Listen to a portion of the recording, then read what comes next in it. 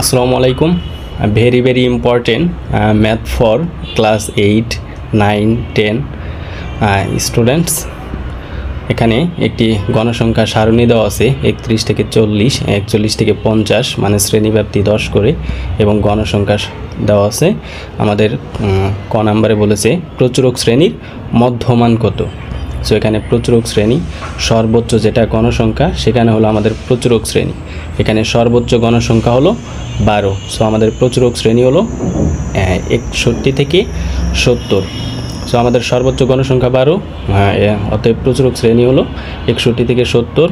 সুতরাং প্রচুরক শ্রেণীর মধ্যমান এই দুইটা যোগ করে 2 দ্বারা ভাগ।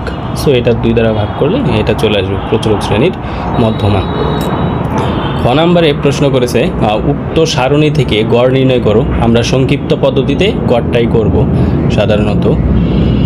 সো সংক্ষিপ্ত পদ্ধতিতে গড় নির্ণয়ের এরকম খাড়া কলাম হবে, 5টি কলাম হবে। এটা মনে রাখতে হবে, ম্যাথ সহজ কিন্তু এরকম 5টি কলাম মানে থাকবে।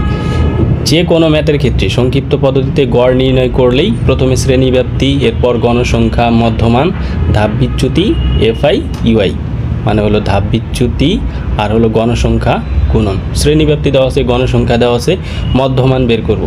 এই দুইটা যোগ করে 2 দ্বারা ভাগ, এই দুইটা যোগ করে 2 দ্বারা ভাগ। সো শ্রেণীব্যাপ্তি যেহেতু আমাদের 10, সো প্রথমটা হলো 35.5, 45.5, এভাবে সবগুলো হবে। এরপর ধাপ বিচ্যুতি আমরা যে কোনো একটিকে ধরে নিব, মাঝামাঝি যে কোনো একটা পয়েন্টকে, এটাকে ধরলে হবে, এটাকে ধরলে হবে, প্রথমটাকে ধরলেও হবে, কিন্তু আমরা মাঝামাঝি যে কোনো একটা পয়েন্টকে আনুমানিক গড় ধরে নিব। এ মানে হলো আনুমানিক গড়। এখানে 0 লিখব, উপরের দিকে হলো -1, -2, -3, এবং নিচের দিকে হলো 1, 2, 3। এরপরে গণসংখ্যার ধাপ বিচ্যুতি গুণন 6 আর হলো -3, -18, 8 এবং -2, -16, এভাবে সবগুলো গুণ করব।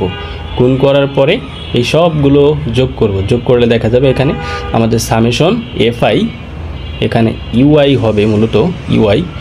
সো এখানে গণসংখ্যা, টোটাল গণসংখ্যা n = হলো 15, শ্রেণীব্যাপ্তি এখানে হলো 10। সো নির্ণয় গড় x bar = a plus summation fi ui, এটা ইউআই হবে। So divided by n × h। এখানে এ হলো আনুমানিক গড়, যেটাকে আমরা ধরে নিছি মধ্যমানের ঘরে, এটাকে আনুমানিক গড় ধরেছি। সো এটা হলো 65.5 প্লাস সামেশন এফআই ইউআই এর মান হলো -19 ডিভাইডেড বাই n, 15 প্লাস হলো 10। সো এরপর আমরা ক্যালকুলেশন করব, এটা যা আছে তাই এটাকে ক্যালকুলেশন করলে দেখা যায় 3.8 আসবে। সো আমাদের অ্যান্সার হলো 61.7। এটা হলো সংক্ষিপ্ত পদ্ধতিতে গড় নির্ণয় করলাম।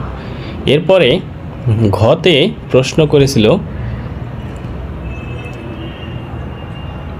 যে আমাদের মধ্যক নির্ণয় করো, আমাদেরকে মধ্যক নির্ণয় করতে বলেছে। সো আমরা মধ্যক নির্ণয় করব। সো মধ্যক নির্ণয়ের সারণী হলো প্রথমে শ্রেণীব্যাপ্তি, এরপরে গণসংখ্যা, আর এখানে আমাদের ক্রমযোজিত গণসংখ্যাটা লাগে। তাহলে এখানে ছিল এটা তো শ্রেণীব্যাপ্তি দেওয়া আছে, গণসংখ্যা দেওয়া আছে। ক্রমযোজিত গণসংখ্যা হলো প্রথমটা যা আছে তাই 6 এর সাথে পরে 8 গুণ 6, 8,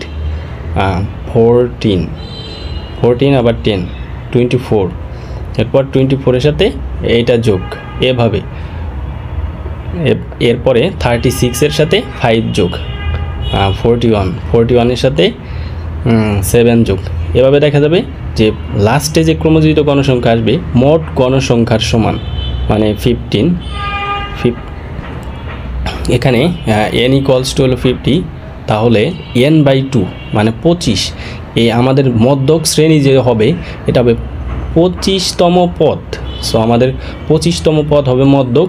তাহলে 25তম পদটা কোথায় আছে? এখানে আছে 24তম পদ, এখানে আছে 25 থেকে 36তম পদ। সো আমাদের 25তম পদ এখানে আছে। সো আমাদের মধ্যক শ্রেণী হলো এইটা 61 থেকে 70। সো 25তম পদের মান হলো মধ্যক, অর্থাৎ মধ্যক শ্রেণী হলো 61 থেকে, এটা অনেকে মাইনাস চিহ্ন ভাবে, এগুলা কিন্তু মাইনাস না, এগুলো হলো থেকে থেকে।